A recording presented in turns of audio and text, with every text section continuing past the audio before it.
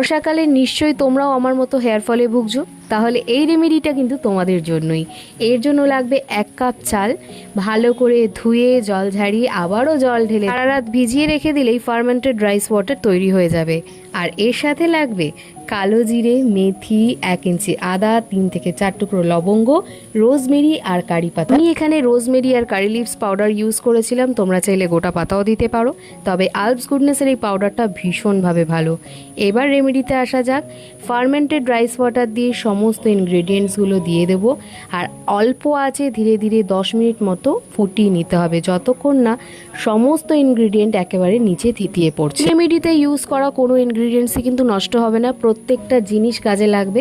যে ইনগ্রেডিয়েন্টসগুলো থিতিয়ে পড়ে যাবে সেইটাকেই তোমরা একটা ভালো স্মুথ পেস্ট করে নেবে এবং সেটাকে মাথায় অ্যাপ্লাই করলে দারুণ সিল্কি স্মুথ চুল পাবে, আমি গ্যারেন্টি দিচ্ছি।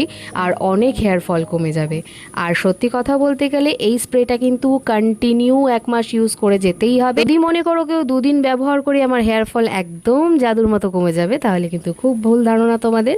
কন্টিনিউ ইউজ করলেই তবেই কিন্তু রেজাল্ট পাবে প্রমিনেন্ট। হেয়ার স্প্রেটা তোমরা 15 দিন অবধি স্টোর করে রাখতে পারবে, যেহেতু ন্যাচারাল ইনগ্রেডিয়েন্টস একটু সময় লাগবে, বাট সময় লাগলেও রেজাল্ট তোমরা অবশ্যই পাবে।